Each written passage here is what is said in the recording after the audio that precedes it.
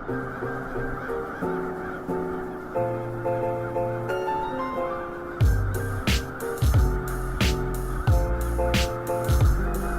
about a time in your life where the people around you were experiencing chaos. Not you specifically, but the people in your world. People you work with, your friends, your family. We have moments where we nail it in our responses to those things. And how we respond to the chaos that we see in others. Moments where we're helpful, moments where we do a great job listening, moments where we care and show empathy, moments we offer good wisdom, or we're able to offer a new perspective. Moments when we are selfless, when we are trying to do the best that we possibly can. But there are huge moments where we miss it. Moments where I am completely oblivious to the things going on around me. Moments where I get selfish and I only care about my needs being met. Moments where I feel insecure in my abilities to actually help somebody else. Moments where I feel like I'm completely incapable of helping. I just don't have the skills, I don't have the things that they need. I can't offer help. Moments where I'm misguided, where I help in all the wrong ways, in all the ways they don't need my help. There's moments where I'm selective, picking the little pieces that's convenient for me to help. There's moments where I'm unavailable, where life is too busy, and I just put what's going on in my life above the needs of others. And sometimes there's simply moments where I'm apathetic to the world around me. Moments where I just don't have capacity to care. You see, the reality is not only are we bad at helping others in need, in moments when they need help, we are bad at providing the help that they need.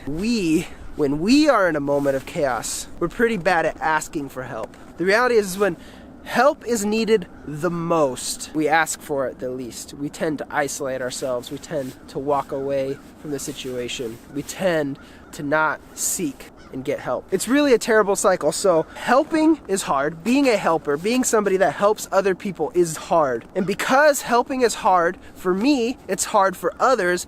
And so my ability to get help from others is very difficult. And the cherry on top in that moment is that asking for help from somebody else is difficult.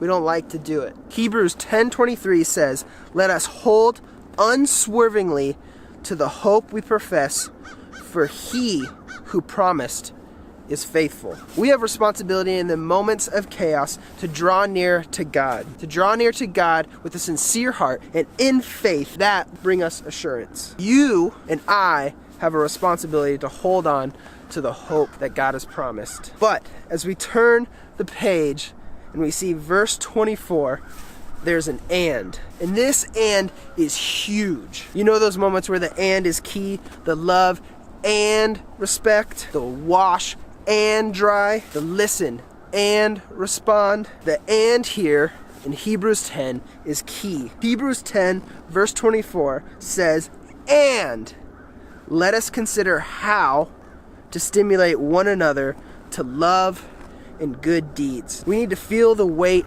of responsibility in this and. Let us consider, I would say, let us take responsibility outside of ourselves. You see, there's the symbiotic relationship that is the church. I can hear Paul as he says it in Romans 12. I can hear Paul as he says it in 1 Corinthians 12. As he comes into the room and he says, guys, we collectively, all of us together, we the church, we are the body. Guys, have you thought about this? This hand doesn't look at the feet and say they're worthless, because their feet, all parts are needed. That together the body is better. And the eyes don't look to the ears and say everyone should be an eye. Ears are dumb. We all know that it doesn't work that way. All are needed. Together, we, the church, are whole.